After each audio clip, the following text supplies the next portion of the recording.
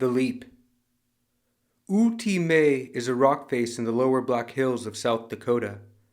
Translated as the God Ledge, the Wanu people use the site for many of their rituals, the most important of which they called the Iluna, roughly translated as the hiding. Much of the people's history is lost, and only a short narrative can be found in McKinney and Hall's History of the Indian Tribes of North America, published in 1833. Pegmatite gives the Black Hills their color. The pock and swirl of dark and light is time compressed, a jagged mountain range fostered through primitive pressure's volcanic uplift, the volatility of the world frozen in typography. Atop a flat stretch of rock, state troopers buzzed and huddled, taking turns walking out to the ledge to shake their heads before returning to the group. Crime scene investigators took pictures and measurements from every angle. A search and rescue team clad in neon shirts and white helmets clambered amongst the toothy boulders at the base of the cliff, sure that they would find the broken body of the young woman who had leapt. The young man who reported the incident stood alone amidst the commotion.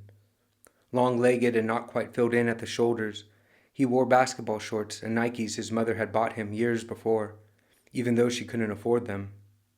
Cancer was taking her then, and she wanted to leave him with as full a memory of her as possible. The suicide pact was made in March, when the young man was falling in love with the young woman.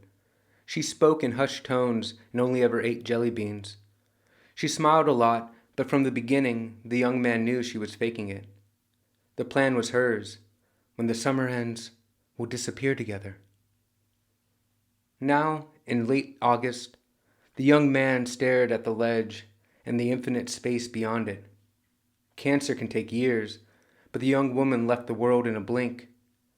The miraculous nature of her disappearance sent the young man to the authorities. Phenomena breed the need for answers, but curiosity can be dulled by exposure. As the young man ran for the cliff's edge, the breeze laid its hand on his back.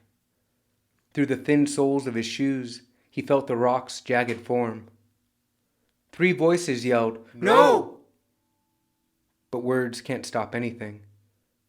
The young man leapt into the void and, like a bubble burst, he disappeared. The official order to all involved deemed the incident classified, but the next day the Rapid City Journal ran the headline, "Wormhole found off edge of Black Hills." Within a week, 7 people made the leap. An investigative reporter from KRST Bismarck, a man who lost everything at the Golden Buffalo, a student from Northern State who never shied away from a dare, an elderly couple from Sioux Falls, a fledgling magician, and an unknown woman with green eyes. After a video of one of the jumps made its way onto YouTube, the number rose until 100 people were hurtling off the cliff each day. A line formed. An elderly man claiming to descend from the Wanu took residence atop the cliff and blessed people with smoldering sage before they made their run.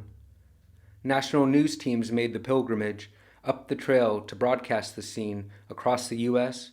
and then the world. A church in Atlanta brought suit against the National Parks Department, demanding the trail be shut down and a barrier built, declaring the mystery the blatant work of Satan. A scientist from Germany surmised that an airstream masked the reality of the disappearances, claiming the U.S. government was using the made-up miracle to reduce America's poverty rate. A man in Sturgis trademarked the phrase, "I took the leap," put the slogan on t-shirts, and sold 500,000 units in the first month. Congress formed a committee to investigate the matter, but has yet to say anything. On morning shows and talk radio, through tweets and Facebook posts, in university and elementary classrooms, at the office and during dinner, people ask the same question. What's happening to the people who leap? Dr. Rita Kanungo of Space Talk Radio offers, the people who leap from the cliff instantly find themselves in another space altogether, and considering the amount of space in the universe, it can be assumed that their arrival point is many light years from Earth. In all likelihood, a mass of frozen bodies is drifting alongside one another, somewhere in the cosmos. Pastor Peter Shepard of Crooks Community Church argues, "Only God knows, but if they leap in the Lord's faith, then they shall surely be blessed. If they leap for escape, then they shall find that God's eyes follow them everywhere, even through a wormhole." Arthur S. Sturgeon of All American Life Insurance insists, regardless of where they are, due to the inability to determine whether or not a person who has leapt from the cliff is, in fact, alive or dead, all claims on the leaper's life insurance policy will be denied. Lilith Earthendale of the Community of Concerned Peoples contends, "They go to the place of the martyrs. The people jumping are sacrifices to the earth to forgive us our trespasses. They are reminders that the world is still full of magic, and that the mystics of lore breathed truth when they said, 'Only the blood of man can appease the Great Mother.'" Eli, the man who claimed to be descended from the Wanu, is quoted in the Rapid City Journal stating, "It is simple. The traditions of the Wanu people are deeply entrenched in the spirit of things, and to question is to not understand, and to understand is to know without question." Evelyn Johansson of Miss Meyer's 4th grade class concludes, "They're gone. That's what happens." This has been a story by Ruben Rodriguez. To learn more about Ruben, consult your local librarian or visit him at rubenstuff.com.